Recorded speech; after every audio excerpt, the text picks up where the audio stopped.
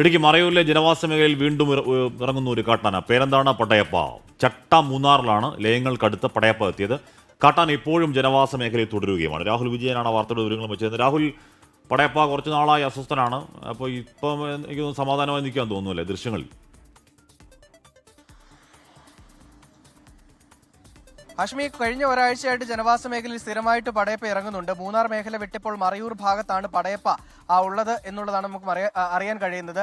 ചട്ട മൂന്നാർ എന്ന് പറയുന്ന സ്ഥലത്താണ്. അവിടുത്തെ ഒരു ലയത്തിന് സമീപത്താണ് ഇന്നലെ രാത്രിയിൽ ഈ പടയപ്പ എത്തുകയും വ്യാപകമായിട്ട് കൃഷി നശിപ്പിക്കുകയും ചെയ്തിട്ടുള്ളത്. മൂന്നാർ മേഖലയിൽ ഈ പടയപ്പയെ നിരീക്ഷിക്കാൻ പ്രത്യേക RRT ഒക്കെ ഉണ്ട്. പക്ഷേ ഈ മറയൂരിലേക്ക് എത്തുമ്പോൾ ആ RRTക്ക് അവിടെ എത്താനുള്ള സാഹചര്യമില്ല എന്നുള്ളതാണ് ഒരു വസ്തുത. അതുകൊണ്ട് തന്നെ ആന ഇങ്ങനെ സ്വൈര്യമായി വിഹരിക്കുകയാണ്. ഏതെങ്കിലും തരത്തിൽ ബുദ്ധിമുട്ടുകൾ ഉണ്ടായാൽ മറയൂരിൽ നിന്നുള്ള വനംവകുപ്പ് ഉദ്യോഗസ്ഥരെത്തി അല്ലെങ്കിൽ RRT എത്തി അതിനെ തുരത്തുമായിരിക്കാം. അതിനപ്പുറത്തേക്ക് നാട്ടുകാർക്ക് വലിയ ബുദ്ധിമുട്ടുണ്ടാക്കുന്നുണ്ട്. കഴിഞ്ഞിടയ്ക്കും ഒരാഴ്ചയ്ക്കുള്ളിൽ വാഹനങ്ങൾ തടയുന്നു, അതുപോലെ തന്നെ ആ ലയങ്ങൾക്ക് സമീപത്തെത്തി വ്യാപകമായിട്ട് കൃഷി നശിപ്പിക്കുന്നു. അത്തരം സാഹചര്യങ്ങൾ തുടർച്ചയായിട്ടുണ്ടാവുകയാണ്. വനംവകുപ്പിന്റെ പ്രത്യേക നിരീക്ഷണം കൂടി ഈ മറയൂർ ഭാഗത്തും ഏർപ്പെടുത്തണമെന്നുള്ളതാണ് നിലവിൽ ഈ നാട്ടുകാർ ആവശ്യപ്പെടുന്നത്. നിലവിൽ പടയപ്പ കാട് കയറാൻ കൂട്ടാക്കിയിട്ടില്ല, അസ്വസ്ഥനായിട്ട് തന്നെ ഇങ്ങനെ വിഹരിക്കുകയാണ്.